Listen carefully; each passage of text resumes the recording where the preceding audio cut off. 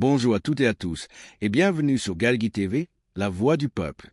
Aujourd'hui, nous vous proposons un grand résumé approfondi de l'actualité au Sénégal et en Afrique, un tour d'horizon complet qui dépasse largement les 10 minutes d'analyse. Restez avec nous jusqu'à la fin pour comprendre les faits marquants, leurs enjeux et ce qu'ils peuvent changer dans les jours à venir. Un Sénégal, une baisse du prix des carburants, un souffle pour les ménages. C'est l'une des décisions les plus fortes de ces derniers jours. L'État du Sénégal a procédé à une baisse du prix des produits pétroliers, une mesure attendue depuis longtemps par les consommateurs, les transporteurs et les entreprises. Le supercarburant connaît une diminution significative, tout comme le gazole, permettant ainsi aux ménages de respirer dans un contexte où le coût de la vie ne cesse d'augmenter. Dans les garages, les gares routières, les commerces, le soulagement est palpable.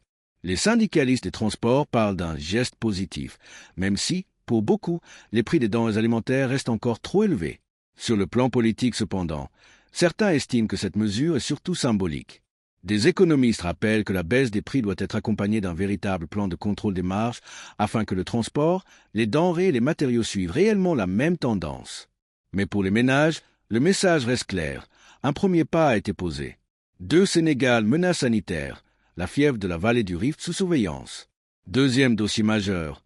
La fièvre de la vallée du Rift, une maladie zoonotique transmise par les moustiques et les animaux qui inquiète les autorités sanitaires. Des cas ont été confirmés dans plusieurs zones rurales, affectant des troupeaux et provoquant l'inquiétude chez les éleveurs. Le ministère de la Santé, en collaboration avec celui de l'élevage, a renforcé la surveillance, multiplié les campagnes d'information et mobilisé ses équipes sur le terrain. La maladie peut provoquer de lourdes pertes économiques, baisse de production laitière, mortalité animale, chute des ventes et risque de restriction sur l'exportation de viande. Pour les populations rurales déjà éprouvées par l'inflation et les difficultés agricoles, l'inquiétude est réelle. Les autorités appellent au calme et demandent à chacun de signaler les cas suspects, d'éviter tout contact avec les animaux malades et de renforcer la protection contre les moustiques. 3. Sénégal, climat politique. Réaction, analyse et mouvement. Sur le plan politique, l'actualité a été marquée par plusieurs réactions liées à la baisse du prix des carburants, mais aussi par des déclarations au sein de l'opposition et des organisations syndicales. Les partisans du gouvernement saluent une mesure courageuse et sociale.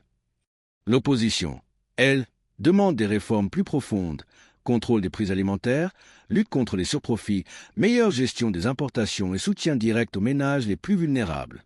À cela s'ajoutent des mouvements internes dans l'administration, des nominations et des restructurations dans certains ministères. La classe politique continue également de débattre sur les priorités nationales, emploi des jeunes, sécurité alimentaire, éducation, santé et gouvernance.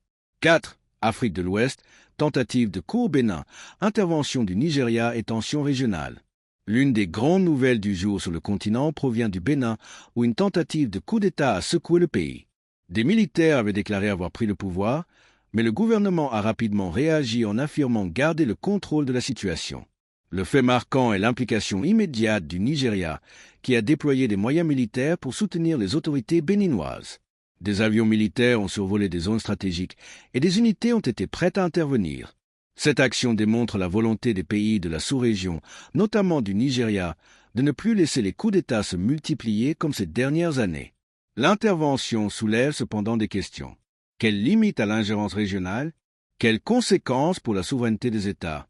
Comment éviter que ces crises ne dégénèrent en conflits transfrontaliers? Pour l'instant, le calme revient progressivement, mais les tensions restent palpables. 5 Côte d'Ivoire, Alassane Ouattara investi pour un 4e mandat, entre continuité et contestation. Direction la Côte d'Ivoire. Alassane Ouattara vient d'être investi pour son 4e mandat. Une cérémonie qui s'est déroulée sous haute sécurité, en présence de nombreuses délégations africaines. Mais cette investiture n'efface pas les critiques.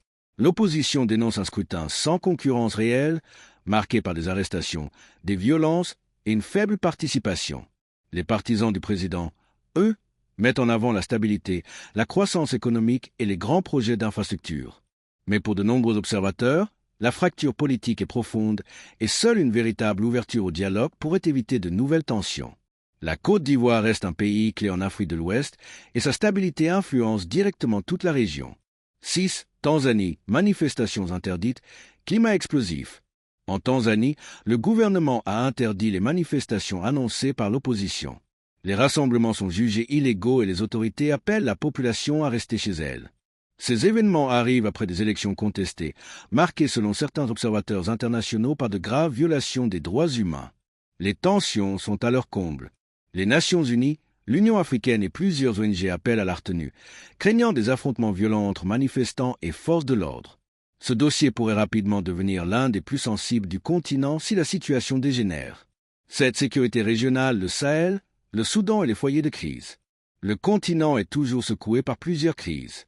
Au Soudan, les affrontements entre factions armées continuent, entraînant des déplacements massifs de population, une crise humanitaire aiguë et une menace constante sur les infrastructures pétrolières. Dans le Sahel, les attaques terroristes se poursuivent, frappant les civils, les armées nationales et les positions stratégiques. Au Niger, au Mali et au Burkina Faso, la transition militaire et les défis sécuritaires continuent d'alimenter les débats internationaux. La stabilité du Sahel reste l'un des défis majeurs de l'Afrique moderne.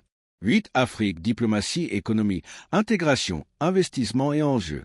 Sur le plan économique, plusieurs grandes tendances se confirment. La Chine poursuit son implantation à travers de nouveaux investissements dans les infrastructures, les mines et l'énergie. Les pays africains renforcent les discussions autour de la zone de libre-échange continentale africaine, ZLCAF. Les projets d'énergie renouvelable se multiplient. Les pays développent davantage les partenariats publics-privés. Mais derrière ces opportunités se cache un défi majeur, la dépendance économique. De nombreux experts alertent sur la nécessité d'obtenir des contrats plus équilibrés, plus transparents et plus bénéfiques pour les populations locales. Merci d'avoir suivi ce long décryptage sur Galgui TV, la voix du peuple.